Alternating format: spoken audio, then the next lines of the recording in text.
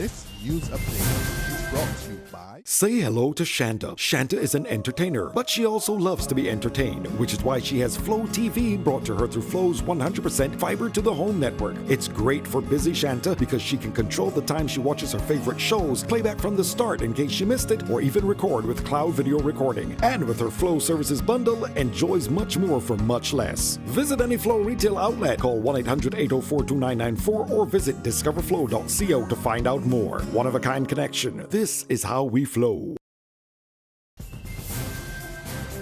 It's Wednesday, May the 4th, 2016, and this is your Barbados Today Morning News Update. I'm Emmanuel Joseph. Thanks for joining us. In our top story, classes at government-run schools are likely to be disrupted today as the Barbados Union of Teachers has summoned the island's teachers to a meeting in Queen's Park. It's the latest development in the ongoing impasse between unionized teachers and the Ministry of Education. The BUT has been demanding an urgent audience with Minister of Education Ronald Jones to discuss a number of pressing problems, including the topical issue of violence in schools. However, Jones has turned down the union's request, saying his ministry has been engaged in ongoing dialogue with the teachers.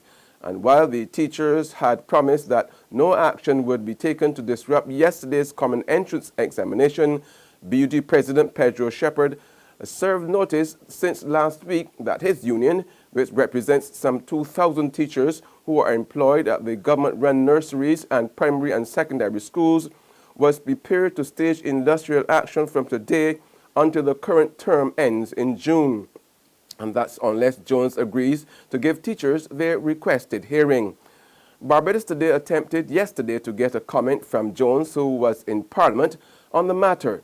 However, the minister said he was not prepared to address any issues pertaining to the row between teachers at this time. Meanwhile, opposition MP for St. James North Edmund Hinkson is supporting calls for Minister of Education Ronald Jones to resign, claiming that Jones has failed to deliver on promises made on the floor of Parliament to supply the Barbados Labour Party with policy documents, statements, strategies and programs relating to educational development. Speaking in Parliament yesterday, Hinkson pointed to a March 21st letter which he said he had written to the minister on the issue and was yet to get a response.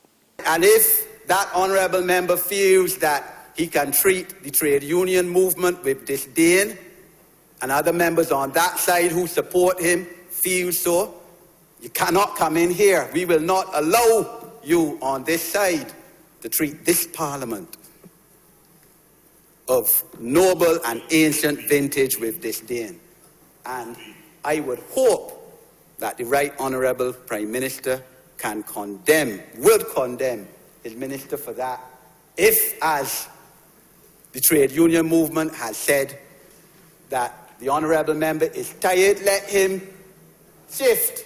Let him write a letter to the Right Honourable Prime Minister saying, Mr. Prime Minister, I have had this post now for 8.5 years, the longest serving Minister of Education in this country. The media has said that I am the worst Minister of Education out of 13 in the history of this country.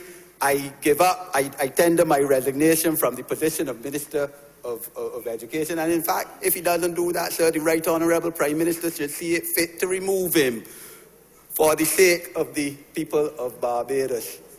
Consumer rights advocate Malcolm Gibbs-Taitt is asking government to explain how, in God's name, it came up with a formula that will lead to what he called a ridiculous 6% rise in the price of gasoline.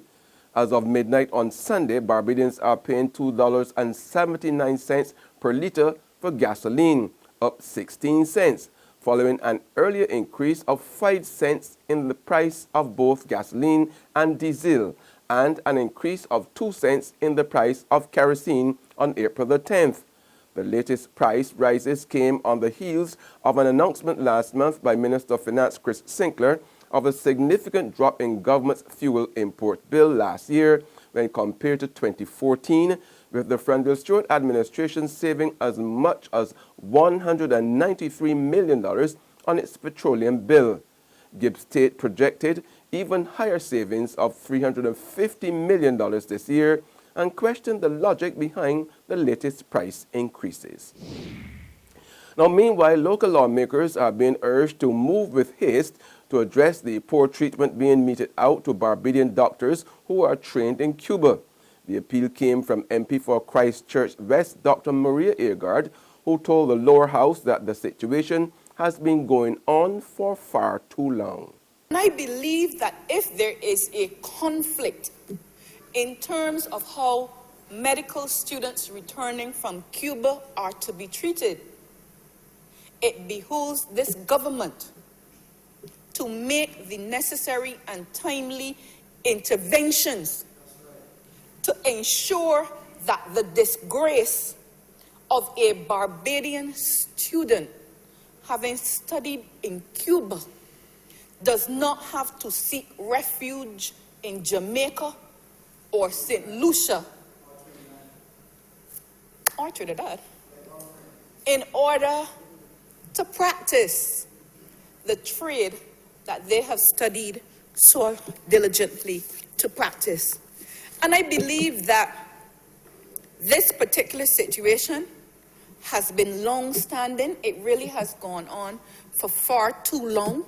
In sports now, West Indies have dropped 11 points in the cricket test rankings. The latest annual update released by the ICC yesterday showed that even though the Caribbean side retained its 8th spot, they are only separated by 8 points with bottom-ranking Bangladesh. South Africa, meanwhile, have dropped to 6th in the test rankings. South Africa were the #1 test team when they visited India last November, but oh, how times have changed as now they've slipped down to #6 in the recent ICC test rankings. Australia topped the list 6 points over second-placed India, while Pakistan trailed India by just a point. England benefited from South Africa's drop and could further improve their ranking when they play Sri Lanka and Pakistan at home this summer. India are expected to visit the West Indies later this summer, and given the West Indies' instability in Test cricket, you'd expect the Indians will be dominant. We could see even more changes in these rankings when Australia visits Sri Lanka, but for now, they seem to remain at the top of the table. There's regional and international news after this short break.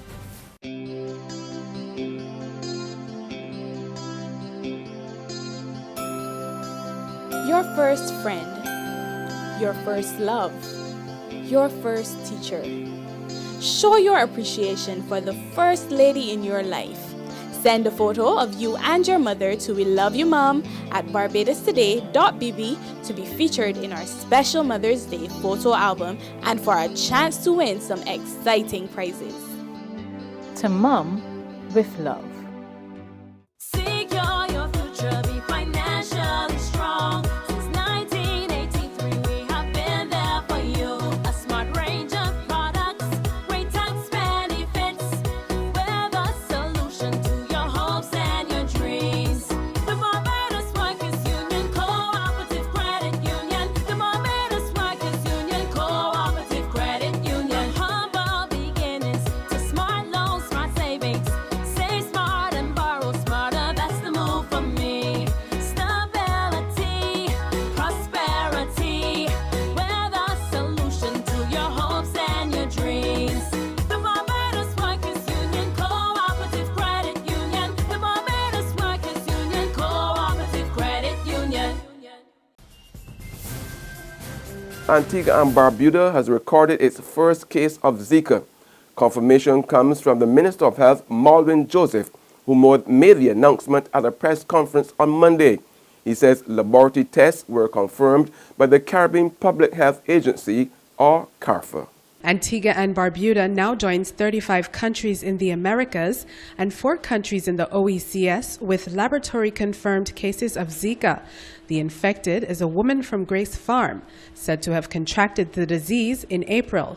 Minister Joseph says officials believe that hers is an imported case as she recently traveled from the Dominican Republic. Relatives and household contacts of the case have been symptom-free, and to date there is no evidence of local transmission of the Zika in Antigua and Barbuda. The Ministry of Health will step up surveillance and continue to send blood samples to CARPHA in order to detect and confirm local transmission of the disease. And finally, to the big story on the international scene, Republican frontrunner Donald Trump went from long-shot contender to become the party's presumptive nominee last night with a commanding win in Indiana, and the party began to coalesce around him as top rival Ted Cruz bowed out of the race. The New York billionaire, who has never held a public office, had repeatedly defied pundits' predictions that his campaign would implode. The former reality TV star now can prepare for a matchup in the November 8th election with Hillary Clinton expected to be his Democratic opponent. Clinton's march to the Democratic nomination was slowed by rival Bernie Sanders' victory over her in Indiana. That's news and sports. However, you can join us again this afternoon for more. Until then, remember to log on to www.barbadostoday.bb, subscribe to our e-paper email updates, or like us on Facebook.